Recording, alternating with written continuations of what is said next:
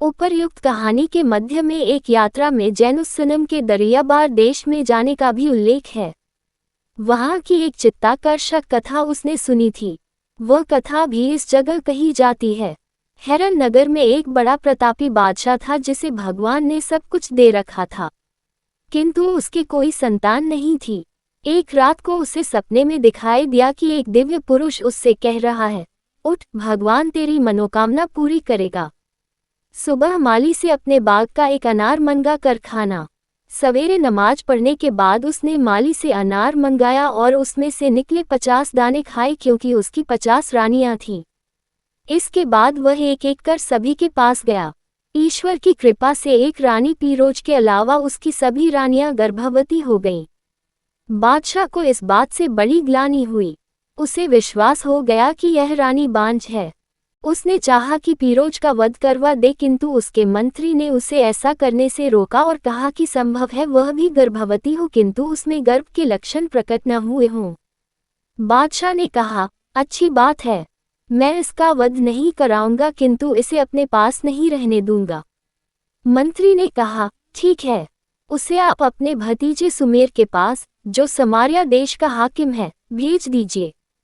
अतः बादशाह ने पीरोज को समरिया भेज दिया और साथ ही अपने भतीजे को पत्र लिखा कि हम अपनी रानी को तुम्हारे पास भेज रहे हैं। यदि उसके कोई पुत्र पैदा हो तो मुझे खबर देना।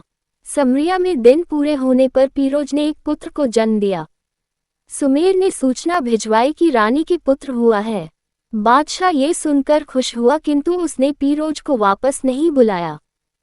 उसने सुमेर को लिखा कि यहाँ भी भगवान की दया से 49 रानियों के पुत्र हुए हैं। तुम पीरोज के पुत्र का नाम खुदादाद रखो, उसकी पैदाइश की सारी रस्में करो और उसकी अच्छी शिक्षा का प्रबंध करो। हम यहाँ से उसका सारा खर्चा भेजेंगे। सुमेर नवजात शिशु का पितृवत पालन करने लगा। जब खुदादाद बड़ा हुआ तो उसे बाण विद्या, घुड़सवारी और तत्कालीन सारी विद्याओं, कलाओं की शिक्षा प्रवीण शिक्षकों से दिलाई गई और वह सारी विद्याओं में पारंगत हो गया। 18वां वर्ष लगते उसका रूप और शरीर ऐसा निखरा कि वह संसार का सबसे रूपवान पुरुष लगने लगा। उसमें जवानी का जोश उभरा तो उसने अपनी माँ से कहा, अगर तुम अनुमति दो तो मैं समरिया से निकलकर अपने बल की परीक्षा लूं। मेरे पिता हेरन नरेश के बहुत से शत्रु हो गए हैं। चारों ओर के बादशाह भी हेरन पर आक्रमण करना चाहते हैं। आश्चर्य है कि ऐसे कठिन समय में भी मेरे पिता ने मुझे क्यों नहीं बुलाया और मेरे शौर्य का उसने लाभ क्यों नहीं उठाया। फिर भी मेरा घर बैठना उचित नहीं है। मेरे पिता ने मुझे नहीं बुलाया तो न सही, मुझे चाहिए कि मैं स्वयं ही उसकी सेवा में उपस्थित हूँ। माँ ने उससे कहा, ये तो ठीक है कि देश को शत्रुओं का भय हो तो तुम्हें घर पर नहीं बैठना चाहिए, किंतु तुम अभी प्रतीक्षा करो, शायद वह तुम्हें बुला भेजे। बगैर बुलाए तुम्हारा जाना ठीक नहीं है। खुदादाद ने कहा, जब राज्य पर ऐसा संकट पड़ा हो तो बुलावे की प्रतीक्षा करना बेकार बात है। मुझे इस समय इतनी बेचैनी हो रही है कि यदि मैं तुरंत अपने पिता की सेवा में उपस्थित नहीं होता तो शायद जीवित ही न रह सकूंगा। मैं वहां अपनी वास्तविकता प्रकट ही नहीं करूंगा। मैं अपने को परिदृशी बताऊंगा और उसकी सेवा करूंगा। मैं तभी यह बात बताऊंगा कि मैं उसका पुत्र हूं जब वह मेरे शौर्य से प्रभावित हो जाएगा। फिर तो नाराजगी की बात न रहेगी। किंतु उसकी मां ने उसे जाने की अनुमति नहीं दी। इस पर वह कुछ दिनों बाद एक सफेद घोड़े पर सवार होकर शिकार के बहाने निकला और अपने साथ कुछ विश्वस्त साथी भी ले लिए। कुछ ही दिनों में वे सब हेरन पहुंच गए।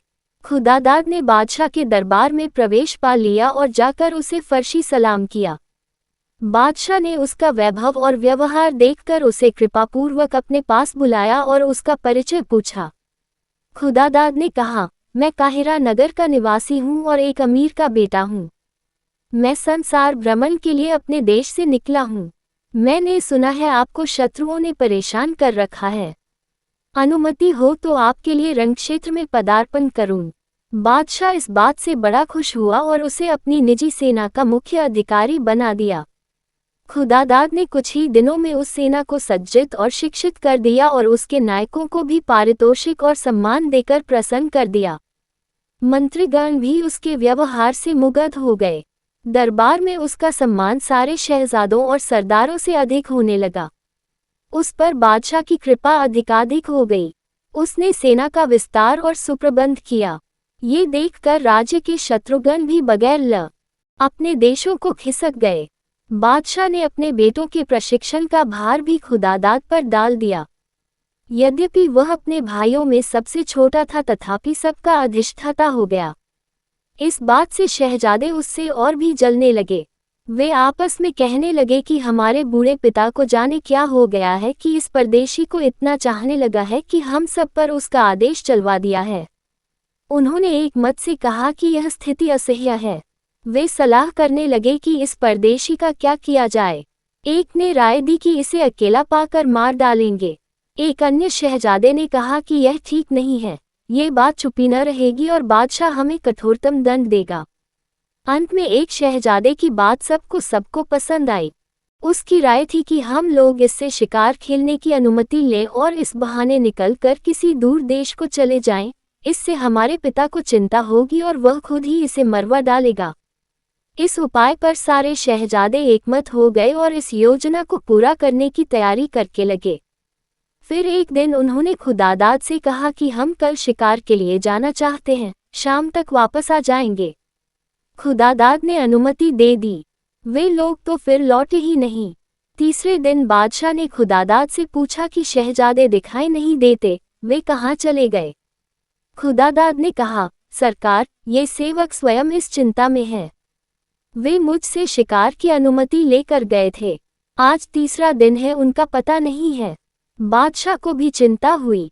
वह रोज खुदादाद से उनका हाल पूछता और वही उत्तर पाता। अंत में एक दिन उसने क्रोध में आकर खुदादाद से कहा, परदेशी, तूने इतना साहस कैसे किया कि शहजादों को शिकार पर भेज दिया और खुद उनके साथ नहीं गया। अब खैरियत इसी में है कि तू खुद उनकी खोज में जा और जहां भी मिले उन्हें लेकर आ।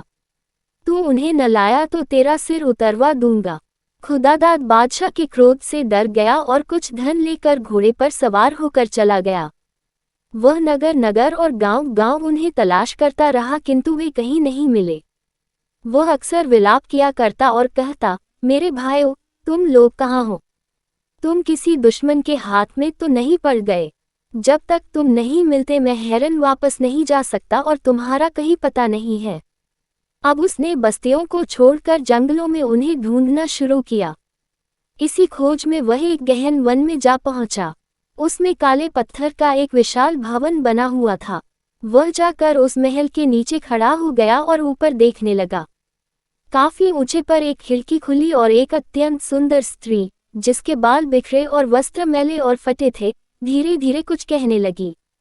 खुदादाद ने कान लगा कर सुना।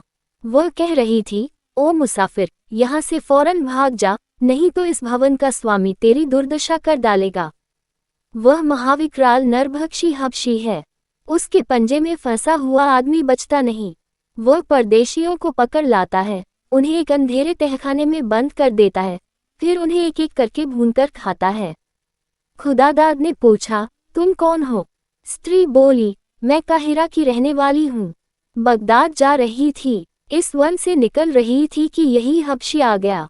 इसने मेरे सेवकों को मार डाला और मुझे इस जगह बंद कर दिया। वह मुझसे भोग करना चाहता है, किंतु मैं बचती रही हूँ।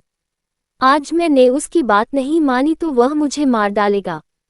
मैं उसका साथ करने से मर जाना पसंद करती हूँ, किंतु तुम क्यों जान देना चाहते हो?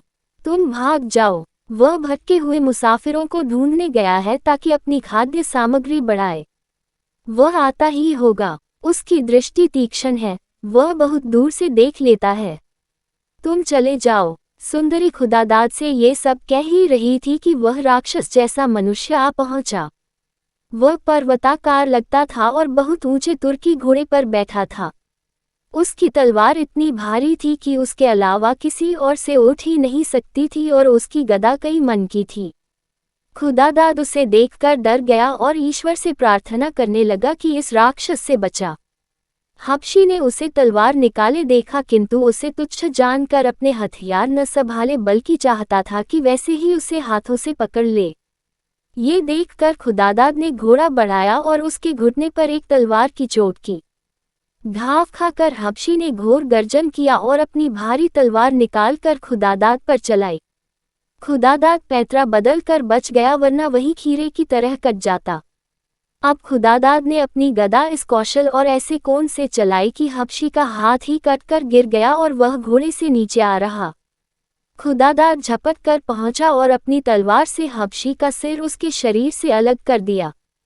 वह सुंदरी खिड़की से यह युद्ध देख रही थी और भगवान से प्रार्थना कर रही थी कि खुदादाद को विजयी बनाए।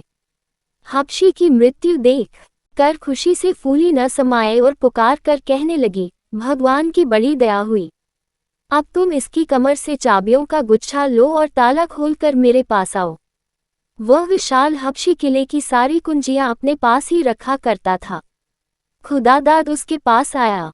वह सुंदरी उसके पैरों पर गिरने को उद्यत हुई, किंतु खुदादाद ने उसे बीच ही में उठा लिया। सुंदरी उसकी प्रशंसा करने लगी और बोली कि मैंने तुम्हारे जैसा वीर पुरुष और कोई नहीं देखा। खुदादाद ने उसे अभी तक दूर से देखा था, पास से देखा तो पहले की अपेक्षा वह कहीं अधिक सुंदर दिखाई दी। वे दोनों बैठकर बातें करने लगे। वे दोनों बातें कर ही रहे थे कि एक ओर से चिल्लाने का शब्द सुनाई दिया। खुदादाद ने पूछा, यह आवाज कहाँ से आ रही है और उसका क्या मतलब है? सुंदरी ने कमरे के एक ओर बने हुए दरवाजे की ओर उंगली उठाई, यानी इशारे से बताया कि आवाज इस दरवाजे के पीछे से आ रही है। और पूछने पर वह बोली, यहाँ एक बड़ा सा कमरा है। उस हबशी ने यहाँ बहुत से मनुष्य कैद कर रखे हैं। नए लोगों को लाकर वह यही रखता था और प्रतिदिन वहां जाकर एक मनुष्य को चुनकर बाहर लाता था और भूनकर खा जाता था। खुदादाद ने कहा कि मैं उन्हें इस कैद से छुड़ाना चाहता हूँ। वे दोनों उस दरवाजे के पास गए और विभिन्न कुंजियां लगा कर उसे खोलने का प्रयत्न करने लगे। कई कुंजियां लगने से ताला देर तक खड़खड़ाता रहा।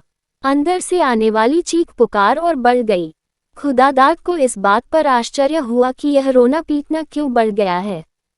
सुंदरी ने कहा कि ताला खड़खड़ाने से वे समझते हैं कि हबशी आया है और उनमें से किसी को ले जाएगा। उनकी आवाज भी ऐसी थी जैसे किसी गहरे कुएं के अंदर से आ रही हो। ताला खुलने पर एक लंबा जीना दिखाई दिया। वे उतर कर नीचे गए तो देखा कि एक तंग अंधेरी जगह में 100 के लगभग आदमी पड़े हैं जिनके हाथ पांव बंधे हैं। खुदादाद बोला, मित्रों, अब भय त्याग दो। भगवान की दया से मैंने तुम्हारे शत्रु हबशी को मार डाला है। वे ये सुनकर बड़े खुश हुए। खुदादाद ने उनके बंधन खोलने शुरू किए। जिनके बंधन खुलते थे वे औरों के भी खोलने लगते थे। इस प्रकार अल्प समय ही में सारे लोग मुक्त हो गए। तहखाने से बाहर निकलकर सबने खुदादाद के पांव चूमे और उसे आशीर्वाद देने लगे। जब वे महल के बाहर खुले प्रकाश में आए तो खुदादाद ने देखा कि उनमें उसके वे सभी भाई हैं जिन्हें वह ढूंढने निकला था। उसने कहा, भगवान की बड़ी अनुकंपा है कि तुम लोग सही सलामत हो। तुम्हारे पिता तुम्हारे वियोग में अति कातर हो रहे हैं। तुम लोगों में से तो कोई राक्षस के पेट में नहीं गया। ये कहकर उसने उन्हें गिना और शेष समूह से अलग कर दिया। सारे शहजादे एक दूसरे के गले मिले। खुदादाद ने सुंदरी से पूछकर हबशी के भंडार गृह का पता लगाया और सब लोगों को भरपेट भोजन कराया। उसने ये भी देखा कि गोदामों में तरह तरह की मूल्यवान वस्तुएं, रत्न, सुगंधियां, रेशमी थान, मखमल आदि के ढेर लगे हैं। यह माल हबशी ने व्यापारियों से लूटा था जिन्हें वह तहखाने के लिए पकड़ लाता था। उस गोदाम में सारे मुक्त बंदियों को ले जाकर खुदादाद ने कहा कि अपना अपना माल उठा लें। सबने अपनी अपनी गठरियां ली तो खुदादाद ने शेष वस्तुओं में से भी अधिकांश उन्हें बांट दी। किंतु उसने कहा कि इस सुनसान वन में से तुम लोग इन चीजों को ले कैसे जाओगे? उन्होंने कहा, ये हबशी हमारे ऊंट और खच्चर भी पकड़ लाता था। वे कहीं बंधे होंगे। खुदादाद पशुशाला में गया तो उसने सैकड़ों ऊंटों और खच्चरों के अलावा शहजादों के घोड़े भी बंधे देखे। उनकी रखवाली हबशी सेवक करते थे। वे सब इन बंदियों को छूटा देखकर समझ गए कि हमारा हबशी मालिक मारा गया। वे सब जान बचाकर इधर उधर भाग गए। खुदादाद ने उन्हें जाने दिया। फिर खुदादाद ने उस सुंदरी से कहा, तुम्हें हबशी कहाँ से लाया था? हम तुम्हें वहीं पहुँचा देंगे। ये हेरन के शहजादे तो तुम्हारे देश को जानते ही होंगे, वही तुम्हें पहुँचा देंगे। लड़की बोली, यह मैं पहले ही बता चुकी हूँ कि मैं काहिरा की रहने वाली हूँ। तुमने मेरी जान और इज्जत बचाए, इसके लिए तुम्हारी अति आभारी हूँ। मैं अपना और हाल क्या बताऊं? बस इतना काफी है कि मैं भी एक शहजादी हूँ। एक दुष्ट ने मेरे पिता को मार डाला और उसके देश को लूट लिया। मैं वहां से भागी और यहाँ आकर इस राक्षस जैसे हबशी के हाथ पड़ गई। इस पर खुदादाद तथा अन्य शहजादों ने जोर दिया तो वह अपना विस्तृत वृतांत इस प्रकार बताने लगी।